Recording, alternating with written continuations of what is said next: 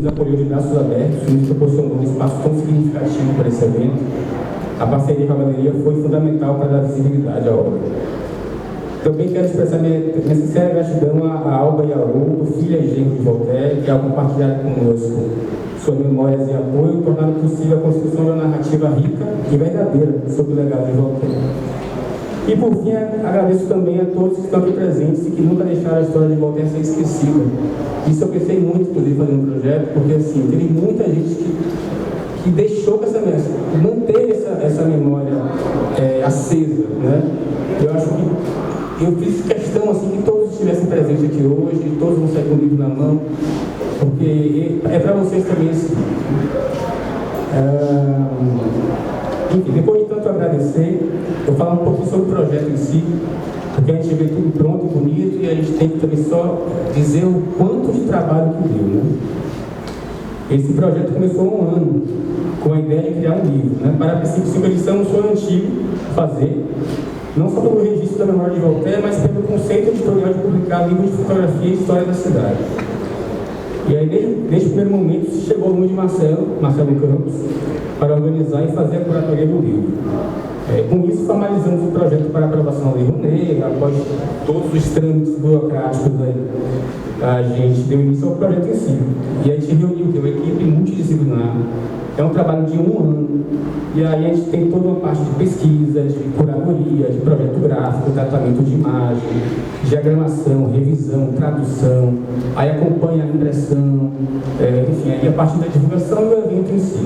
É um trabalho realmente intenso, com a equipe muito cuidadosa, muito responsável e atenta aos detalhes. Enfim, eu tive a felicidade de mergulhar também no arquivo de Voltaire, de ver foto por foto, assim, teve muita coisa que não entrou, e a gente no livro tem 205 fotos. E para cada foto escolhida a gente deixa outra de fora, então a gente teve essa responsabilidade. Foi um prazer muito grande ter feito isso. Enfim, alguns números aqui para finalizar. Esse projeto conta com a impressão de 2.000 exemplares do livro.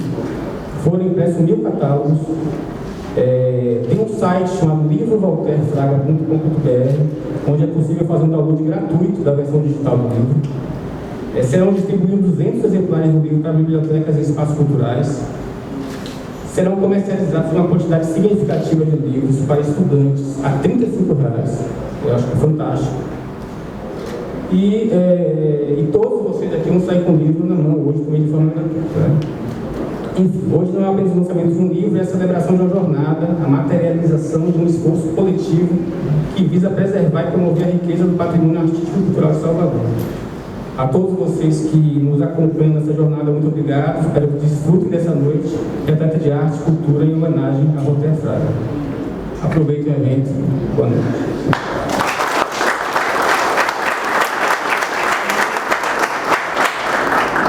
Apresentar rapidamente aqui os dois, né?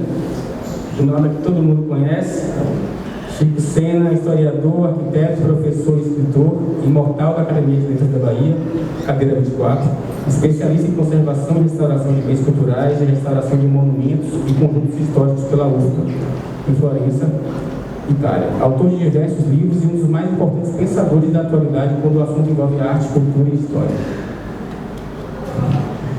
E Marcelo Campos, que vive e trabalha no Rio de Janeiro, é doutor em artes visuais pela Escola de Belas Artes da UFRJ, professor do Departamento de Teoria e História da Arte da UFRJ, curador-chefe do Museu de Arte do Rio e membro dos conselhos do Museu Paço Imperial e Bispo do Rosário de Arte Contemporânea. Tem textos publicados sobre arte brasileira em diversas publicações nacionais e internacionais e já realizou mais de 100 curadorias. Enfim, vou passar a bola para vocês agora com a pergunta inicial para Marcelo. Quem foi Voltaire Fraga? Conte um pouco, a apresentação bem didática, mas vamos começar pelo começo.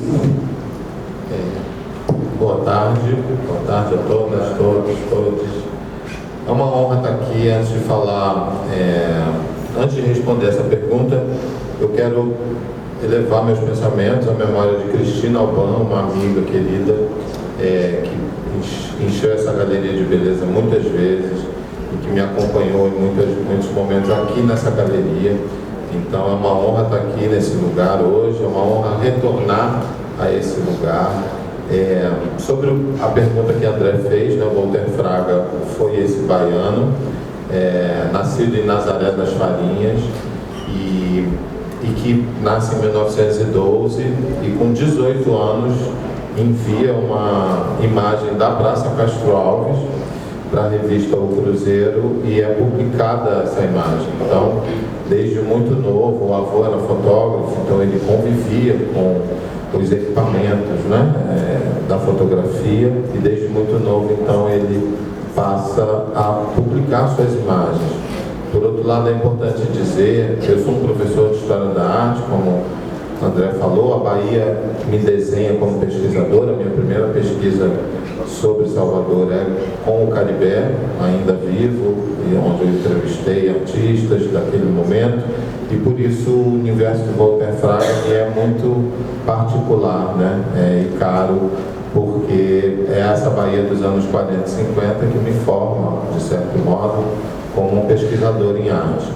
E dentro disso, o Walter vai publicar essa primeira imagem já com 18 anos de idade, e depois ele se torna um correspondente de diversas revistas, não somente do Cruzeiro, mas também alguém que trabalhava junto às empreiteiras, às construtoras, desenhando, né, essa imagem de uma Bahia modernista, que é muito raro para nós pesquisadores. Eu estou aqui diante de uma amiga, Alejandra Munhoz, que também acompanha e pesquisa essa cidade, né, e os artistas dessa cidade, e é muito raro para nós pesquisadores, né, termos acesso na década de 40 e 50 a uma Bahia modernista, com seus prédios sendo construídos, né, Castro Alves, Edifício Oceania e vários outros prédios, e por outro lado uma Bahia muito atenta à modernidade. Por isso a gente nomeou o livro Uma Bahia em Movimento, né? E não a Bahia que tem uma tradição maravilhosa, incrível, mas que muitas vezes ficou fixada para o imaginário nacional, né, como um lugar de representação das tradições populares.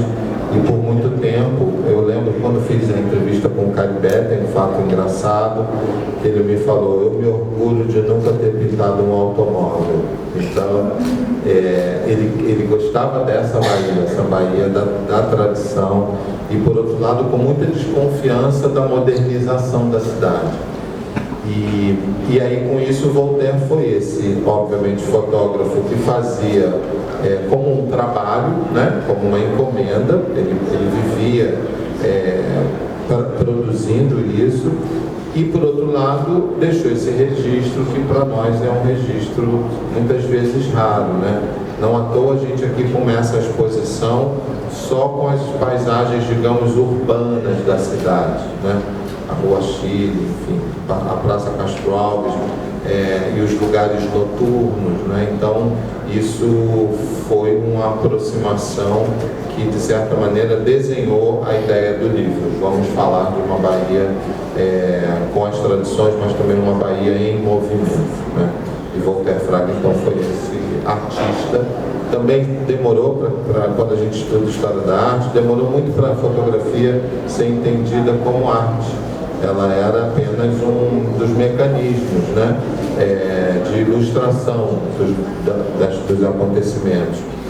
E aí eu acho que isso é importante dizer, porque o Elson Rabeiro, que foi um dos convidados a escrever no livro, junto com o Bruno Pinheiro, eu convidei os dois, né, são dois pesquisadores do mesmo momento da Bahia. O Elson foi responsável por toda a digitalização, né, e o acondicionamento desses negativos. A gente só está aqui vendo isso, né, pelo empenho da família de Voltaire e por essa pesquisa também que o Elson fez no acervo. Para Chico, como é que você conheceu o Voltaire, seu contato com ele? Você tinha a noção da amplitude dessa obra? Bem, o contato mais profundo que eu tive com ele foi através da sua obra e através de Roberto Albano, que detém seus negativos, sempre expôs aqui, sempre divulgou e sempre dividiu comigo as suas emoções em relação à arte que ele aqui patrocina. Primeiro quero saudar Marcelo Campos, um prazer imenso, uma honra estar ao seu lado aqui, por toda a sua trajetória, e meus queridos amigos André e Marcelo Portugal, da P55, né? Nossa colaboradora, Lanara, que está nos apoiando aqui com a Libra, que é muito importante hoje em dia, e dizer da satisfação de estar nesta casa, essa Galeria Albani, de Roberto Albani, um amigo muito querido, né, um irmão, nós nos tratamos por irmãos, né? Também aqui o meu sentimento, a minha homenagem a Cristina, obviamente, vamos elevar sempre o nosso pensamento positivo. Walter Fraga, na verdade, ele me representa, ou seja, eu nasci em 52, ele nasceu em 12, existem 40 anos de diferença, mas ele começa a fotografar de fato em 30, quando ele tinha 18 anos. 30 é quando a modernidade começa a se inaugurada na Bahia, não com o moderno que a gente conhece, Le Corbusiano, mas com o Art Deco.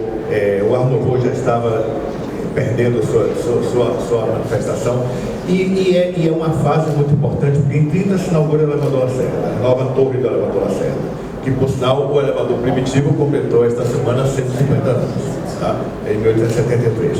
Em 30 nós temos o prédio da Tarde, que hoje é o Hotel Fazano, e aqueles prédios da Rua Chile, que são fruto da grande reforma de Seabra, que é dos anos 10 e dos anos 20, porque ele governou a Bahia de 12 a 16, de 20 a 24, e ele dá um impulso inicial para uma renovação, uma modernização da cidade, mas uma modernização dentro de um outro espírito, de um atletismo arquitetônico, conspiração internacional, de rodmaniana e ao mesmo tempo italiana. Ele traz para cá muitos artistas, engenheiros, arquitetos italianos na sua grande maioria, e constrói um cenário da Bahia que vem em contraponto com o que a gente entende da Bahia colonial. Então, essa Bahia moderna, da abertura da Avenida 7 de Setembro, da Avenida Jequitaia, alargamento da Rua Chile, das ruas todas do centro, edificações novas, sombreamento na cidade, ou seja, plantio de inúmeras árvores, alamedas na cidade, como chama. Não somos álamos aqui, mas a gente caracteriza como alamedas, as árvores plantadas à margem das ruas. Essa Bahia, ela vai conhecer o seu auge, o seu apogeu, a partir dos anos 30. E anos 30 e anos 40. Eu nasci em 52 e me recordo de ter uma memória viva muito grande ainda da década de 50 e que está muito bem retratada aqui. Então foi uma grande viagem no tempo. Eu quero dizer que Salvador, de 30 a 60, ela teve aqui alguns prefeitos que eu vou ler. Eu fiz questão de trazer aqui, porque é interessante saber quem fez obras, quem realizou, quem deixou sua marca na cidade. Então, de 32 a 37, eu selecionei aqueles que permaneceram por mais tempo, porque muitos prefeitos de Salvador, no século XX, tiveram períodos de governo de 1 mês, 2 meses, 6 meses, 1 ano no máximo, mas os que mais duraram foram e marcaram realmente a Bahia. De 32 a 37, José Americano da Costa, todo baiano que tem boa memória sabe quem foi. De 38 a 42, Durval Neves da Rocha. De 42 a 45, Elísio Lisboa, grandes engenheiros. De 47 a 51, esse talvez mais emblemático de todos, José Vanderlei de Araújo Pinho. Vanderlei Pinho era uma figura do recôncavo baiano, neto do Barão de Cotegipe, aliás, filho do Barão de Cotegipe. E ele foi um prefeito da época dos 400 anos de fundação da cidade de Salvador, quando realizou grandes obras de modernização da cidade, junto com Otávio Mangabeira, que governou a Bahia. E inaugurou alguns dos edifícios e vias da cidade que são fundamentais para a modernização da cidade. Tá? E ele governou a Bahia de 47 a 51. De 51 a 54, Oswaldo Veloso Gordilho. De 55 a 59, Hélio Machado. De 59 a 63, Heitor Dias, que tem uma avenida com o nome dele. De 63 a 64, Vigildásio de Sena. E de 67 a 70, a CEMIG, ou seja, Antônio Carlos Magalhães. Então, aqui fecha um ciclo que vai de 30 a 70.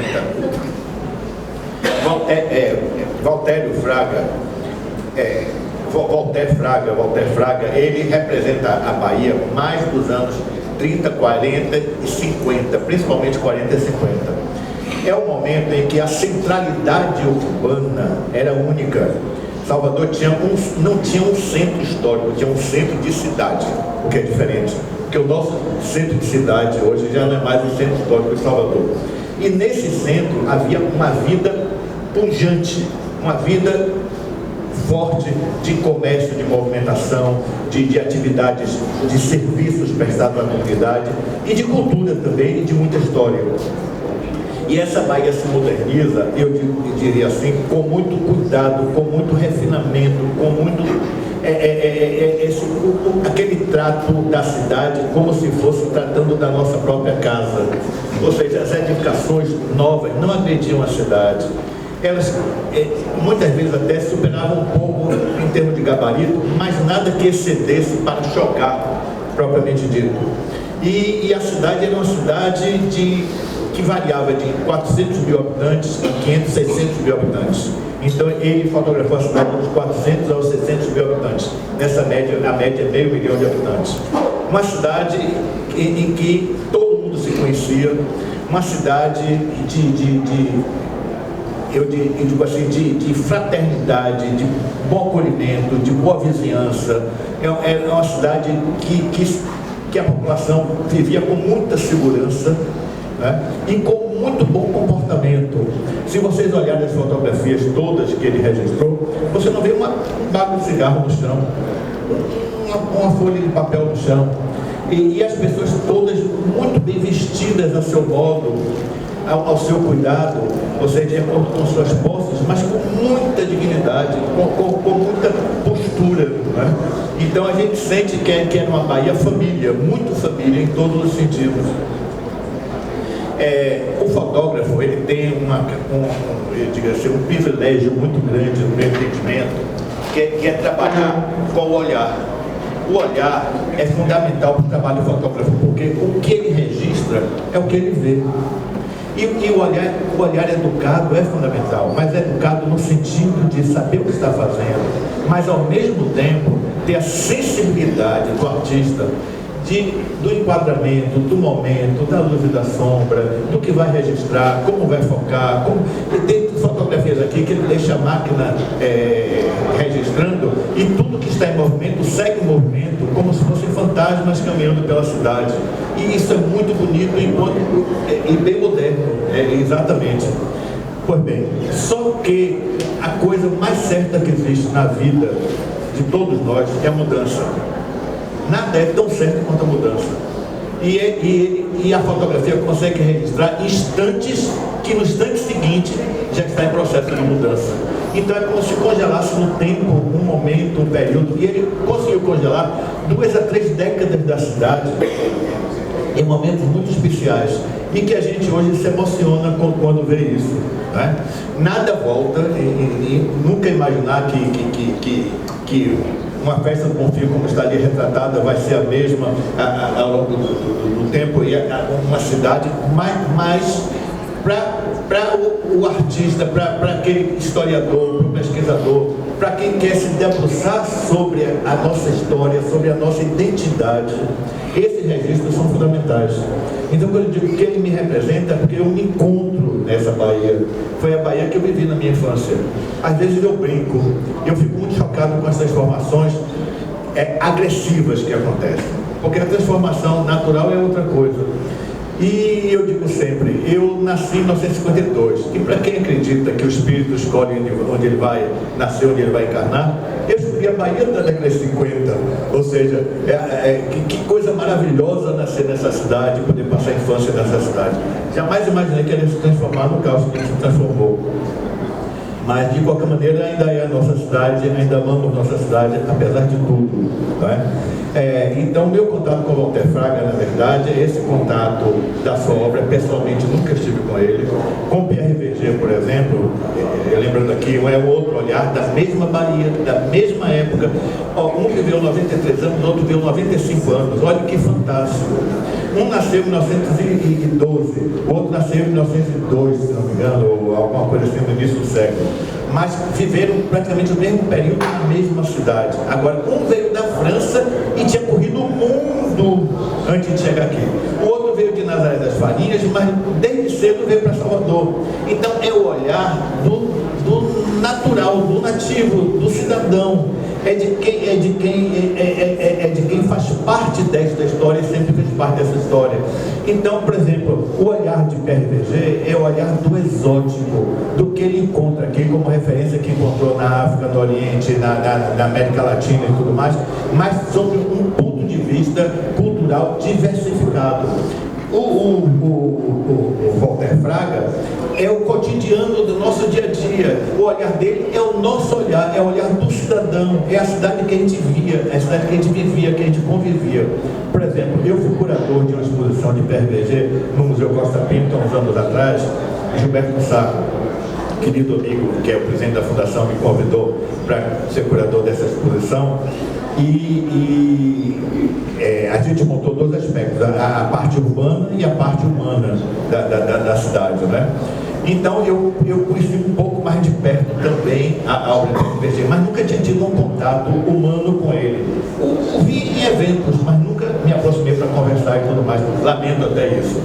Mas, de qualquer maneira, da mesma forma como Walter Fraga. Mas a obra deles fala por eles. Então, Walter Fraga está presente aqui, como Salvador está presente aqui através dessas fotografias.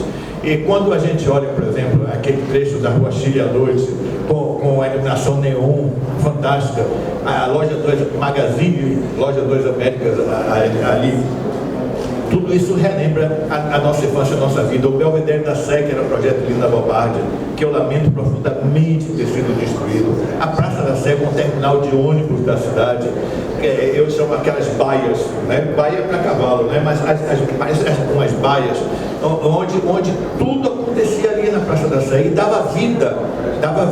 Na hora que esse terminal foi retirado da Praça da Sé, a Praça da Sé morreu. Então as casas comerciais, os serviços prestados, tudo de extrema qualidade, de extrema importância para o cotidiano da cidade, deixou de existir.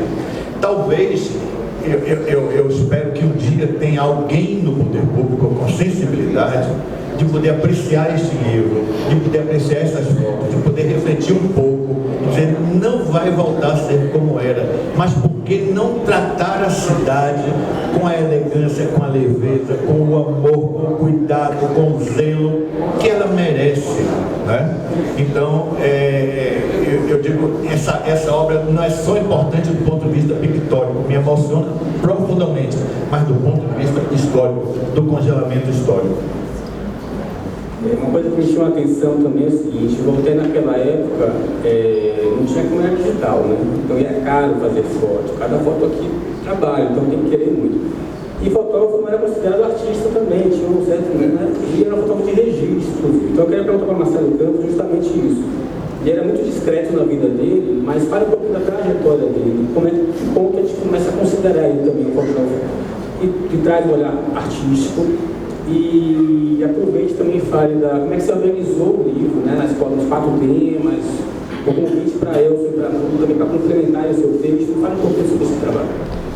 Quando o Alban nos convida, né, através de Juliano, de Jones, para fazer o livro, a gente tinha um material vasto, havia também, por conta dessa atuação do Voltaire como diretamente ligado às empresas, né? Muitas imagens que são imagens, digamos, mais técnicas, de registro, de fato, e por outro lado essa Bahia que se diz cortina, que também no livro a gente diz isso, né? A gente não fica sempre prestando atenção nos momentos onde o fotógrafo não está necessariamente trabalhando para alguém, né? Mas sim para a sua própria produção. Demora muito, e isso não só para o Voltaire, mas também para as artes visuais, o lugar onde a fotografia vai ser entendida como arte. Até hoje, a fotografia não tem, por exemplo, a valorização de uma pintura, né? E isso ainda, agora, mais recentemente, a gente tem as curadorias. Eu fiz pelo menos 2 ou 3 curadorias onde há fotos do Voltaire. Então eu diria para você, respondendo a tua pergunta, esse livro vai contribuir para que também esse olhar do artista, né, possa ser colocado nos museus, nas coleções, nas exposições, nas casas dos colecionadores. Isso ainda não acontece com o Voltaire, já vem acontecendo, mas não acontece na medida que a gente imagina que possa ainda, né, acontecer.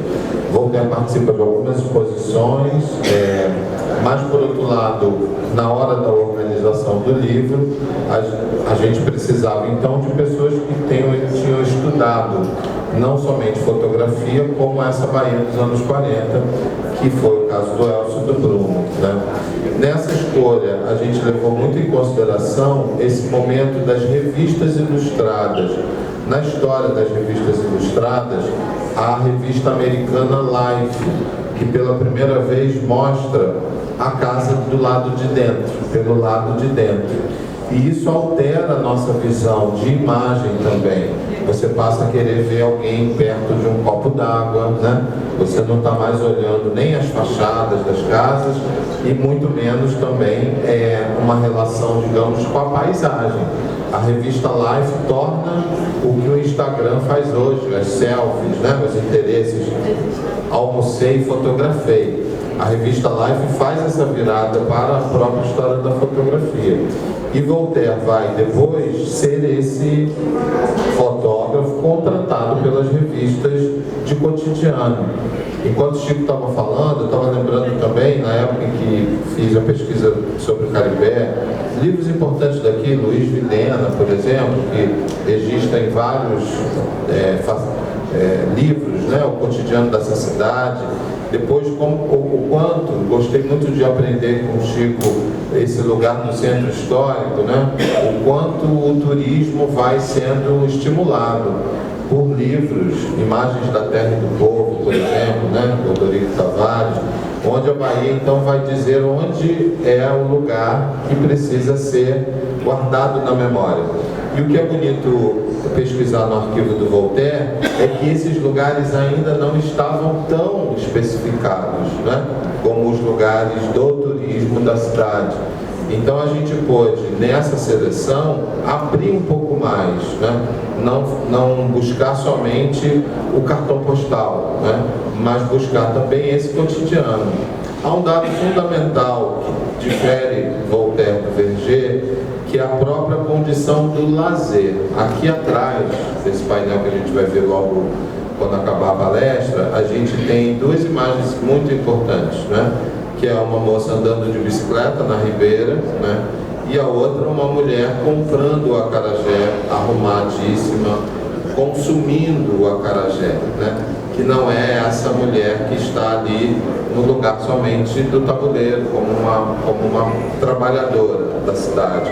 E isso é muito raro de acontecer, né? E hoje nós pedimos esse lugar também, que é pensar no lazer, não somente o trabalho, né? Então acho que na organização do livro, eu, quando fiz a primeira seleção de imagens, fiquei muito atento a esse lugar, né? Por outro lado, há muitas imagens que talvez não interessem mais como um registro, como é o caso do registro de acontecimentos específicos, reuniões específicas, né? Fatos políticos específicos. Tem uma importância política, sim, mas aquele é um conjunto que provavelmente não entrará nesse lugar, como o Chico também comentou, nem do lugar histórico, nem do lugar da arte contemporânea ou moderna.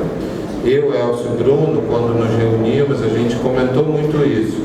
Eu acho que o livro trata um pouco de uma dualidade de um artista moderno, com todas as características, olhando ângulos, divisão, composição, e por outro lado, daquele que está registrando uma cidade, né?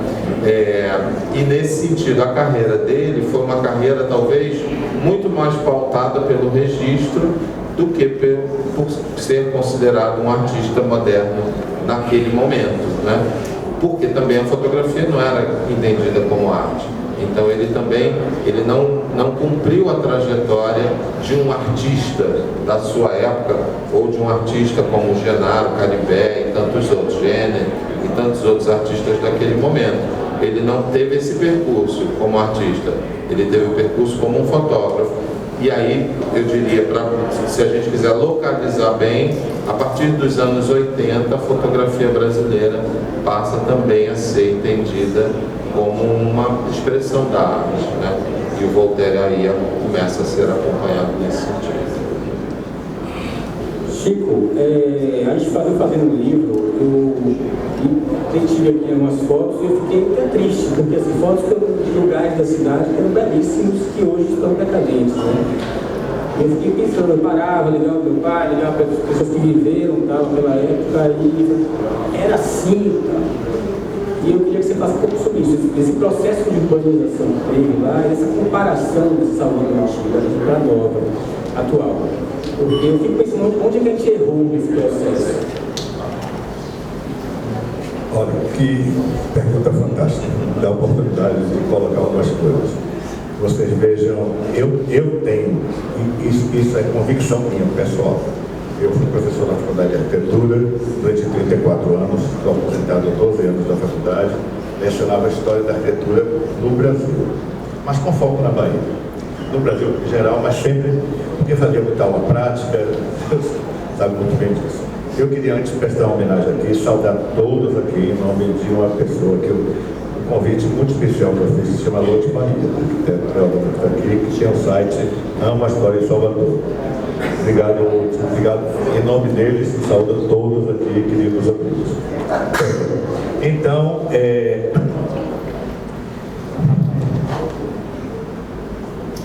a Faculdade de Arquitetura era um curso, a arquitetura era um curso da Escola de Belas Artes.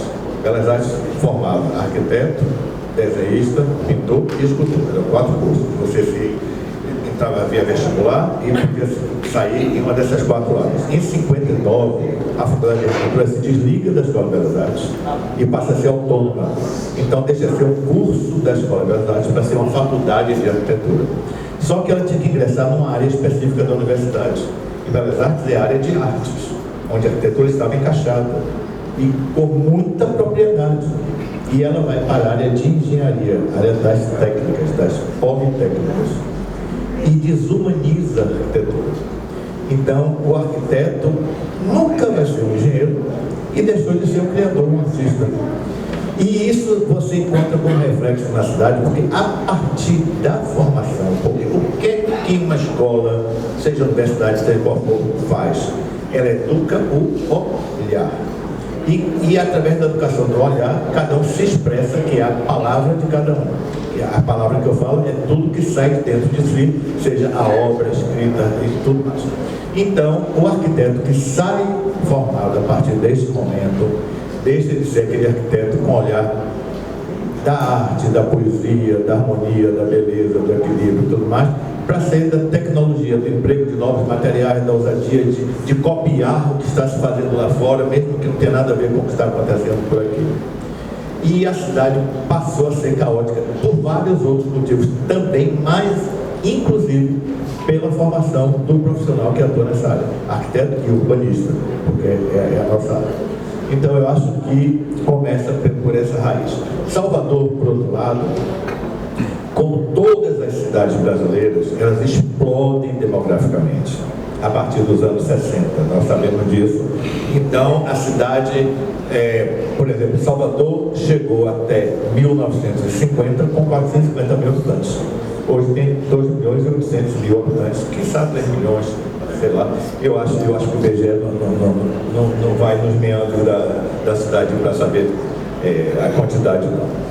Mas, de qualquer maneira, Salvador explodiu demograficamente. E essa explosão demográfica criou bolsões de miséria na cidade e uma verticalização, uma especulação imobiliária desenfreada e incontrolável. Hoje nós estamos à mercê de uma especulação imobiliária que não respeita nada. As agressões, cada dia que se passa, eu vou confessar aqui uma coisa, eu sou morador da Barra. A Barra sempre foi o meu ideal de morada na cidade. Eu sempre quis morar na Barra, até que eu consegui chegar na Barra, cheguei, e aí destruíram a Barra. Então, vocês vejam, olha, de 3, 4 anos para cá, verticalizaram praticamente toda a região. Eu moro ali na rua Milton Oliveira.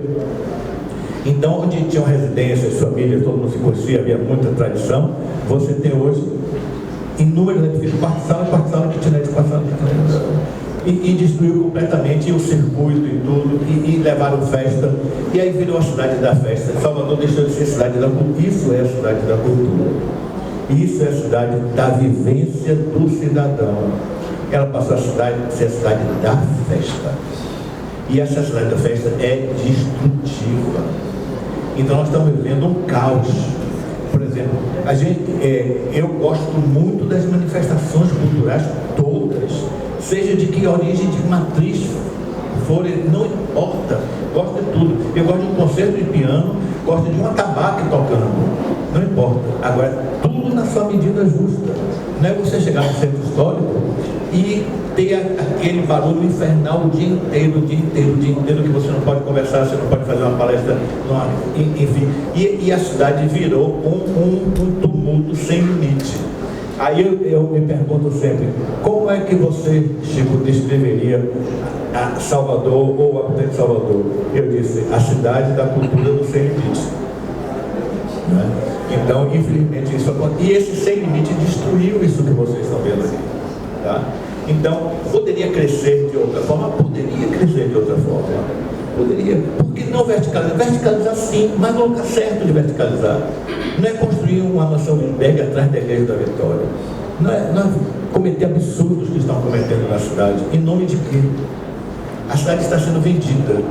Então, quando eu vejo tudo isso aqui, que eu olho, e eu digo, eu sofro muito com isso, mas ao mesmo tempo eu quero ser feliz, porque eu não tenho espírito negativo, eu não quero sofrer. Então, eu descobri uma fórmula para não sofrer. Essa fórmula se chama deixar a esperança atrás da porta. Quando você não tem esperança, você não se frustra. Eu já não tenho mais esperança por Salvador, infelizmente. Agora, essa é a Salvador que me encanta, que me apaixona. E felizmente, gente como Walter Fraga, ele registrou momentos muito especiais, mas momentos que a gente diz, poxa, eu podia estar ali, se eu tivesse nascido 20 anos antes, 10 anos antes, eu estava ali. Eu estava naquela festa do Bonfim ali, como eu estive nos anos 60, nos anos 70. Eu estava na Rua Chile, do Magazine Duas Américas, como frequentei na minha infância. Tá? E é exatamente isso. E outra coisa, a fotografia em preto e branco, eu acho que, eu vou dizer uma coisa talvez choque, é a mais colorida das fotografias.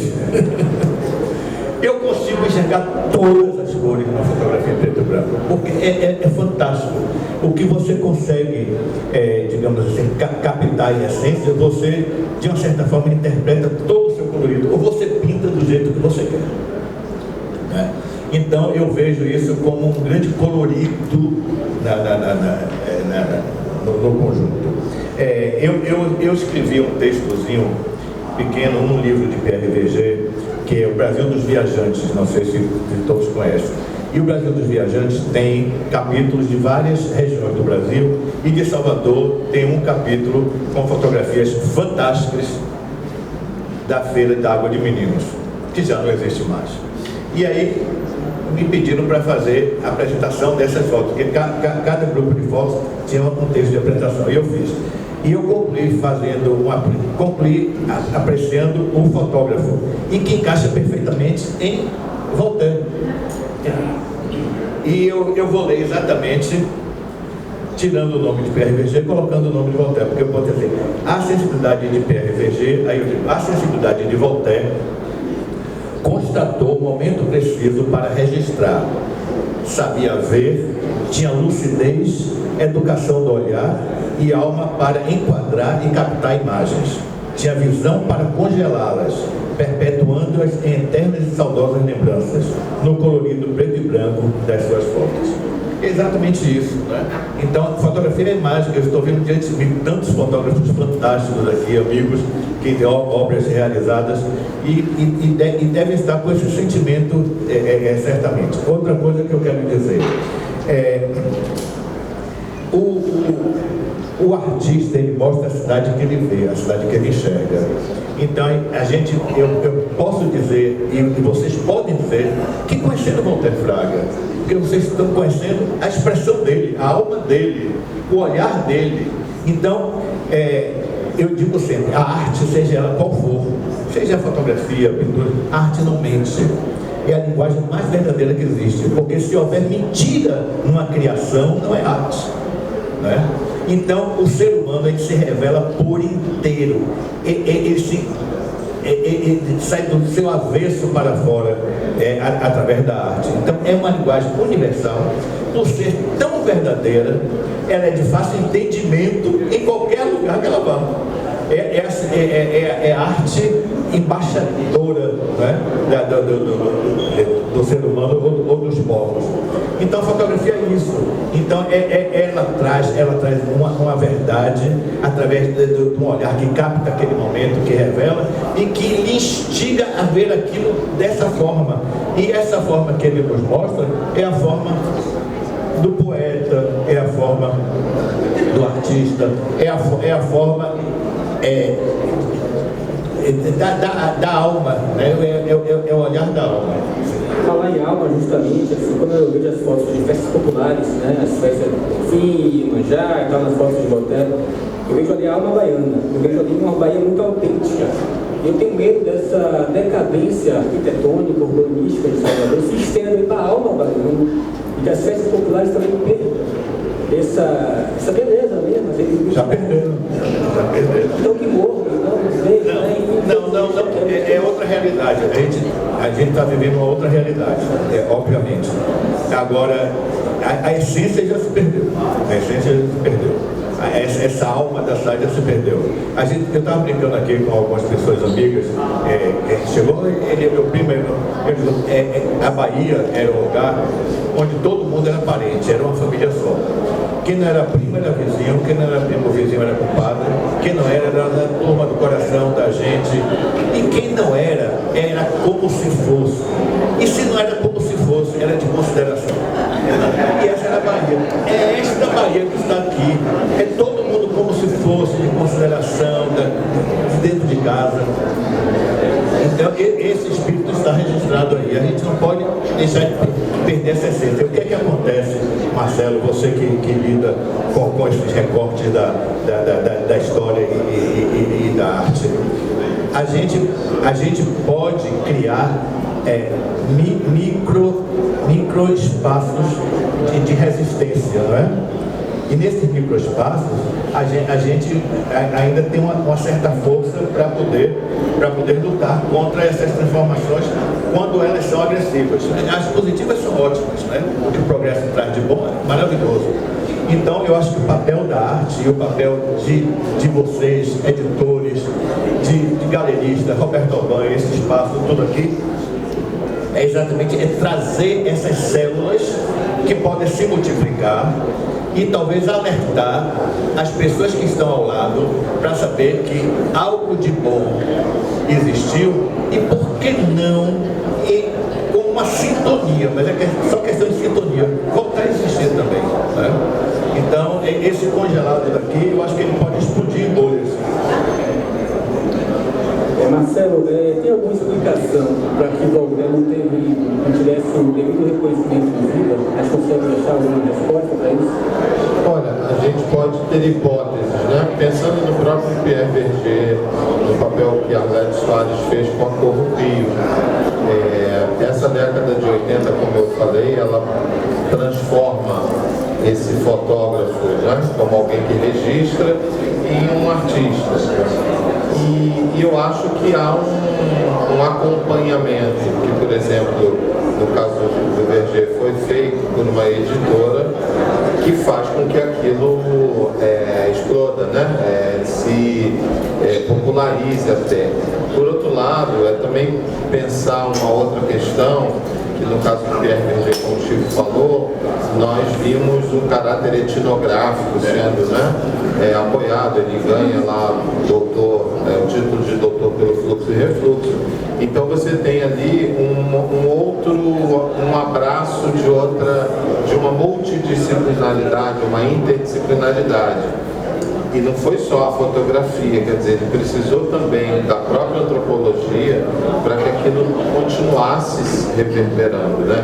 Então, eu diria, como hipótese, o acompanhamento, por exemplo, que Berger teve, né, em relação à editora Corrupio, e que Voltaire não teve em relação a uma editora, por exemplo.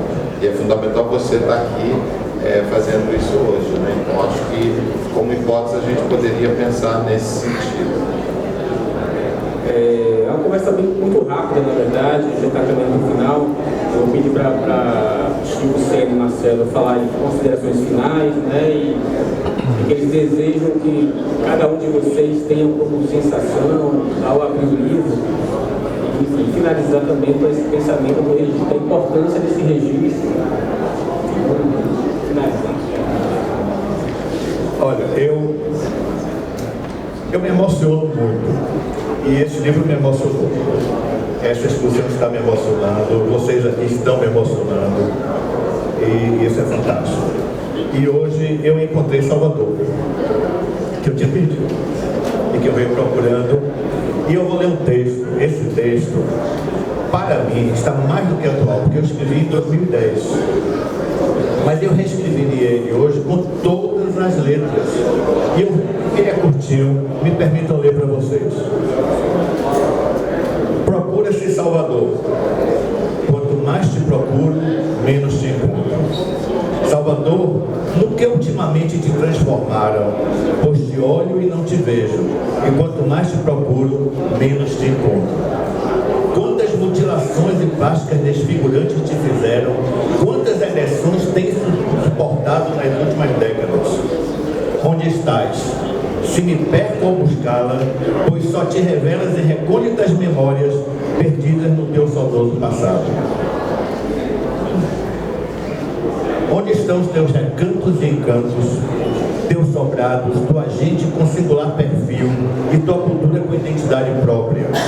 Onde estás, que no desespero pela tua procura já não consigo fixar tua fisionomia, teu perfil, teu cheiro, tua luz e aura?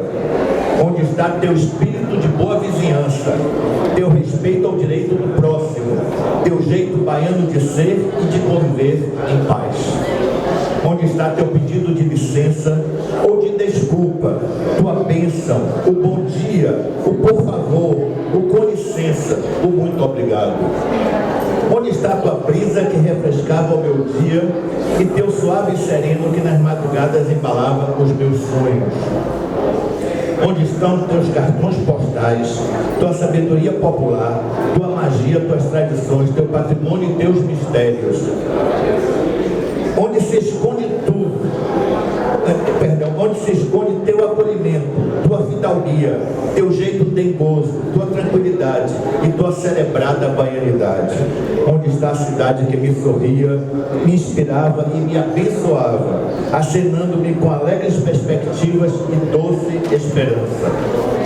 Não te encontro mais onde meus olhos alcançam, meus braços se estendem, meus sonhos vagueiam e minha alma repousa. Já não te encontro mais na prosa e na poesia, nas canções e nas telas, nem nos suspiros dos que por ti se enamoravam. Sofro porque te maltratam tanto, te desfiguram e continuam no dia a dia a te destruir impiedosa e irreversivelmente. Quero-te sem os estereótipos que tanto destroem tua essência, teu espírito, tua história, tua cultura, tua luz própria. Quero-te de volta, plena e por inteiro, hospitaleira e amiga, doce, cheirosa, sagrada e profana, feliz e eterna musa.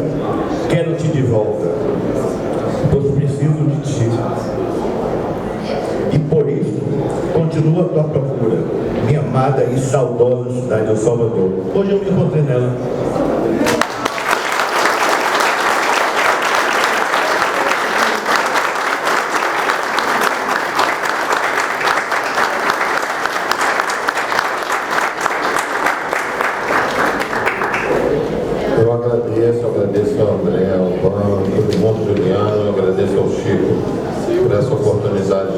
E eu desejo vida longa a essa memória. Agora parabenizo também pela editora que continua investindo na arte e pensando que a arte é realmente uma companheira com muitas atribuições, né?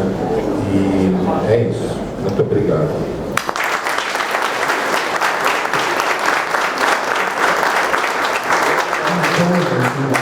Finalizando essa palestra, né, que a gente está começando ainda, eu queria novamente agradecer a GPE Global, agradecer a família de Voltaire, né, Albano e Haroldo, a Roberto Albano, naturalmente, a Marcelo Campos, a Elson Rabelo, a Bruno Pinheiro, e queria dar um salve especial aqui, apenas um agradecimento também aqui, uma lembrança a todos os fotógrafos aqui presentes de Salvador, porque tem um trabalho impressionante. Eu gostaria de fazer um livro com cada um de vocês, de verdade. E eu quero, assim, a gente fez questão de chamar o máximo de gente para essa noite.